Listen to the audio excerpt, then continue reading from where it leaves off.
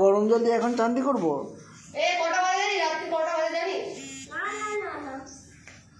11:30 বাজে। শান্তি করতে যাবি এখন? কথা কেউ শুনবে না, এদিকে আয়।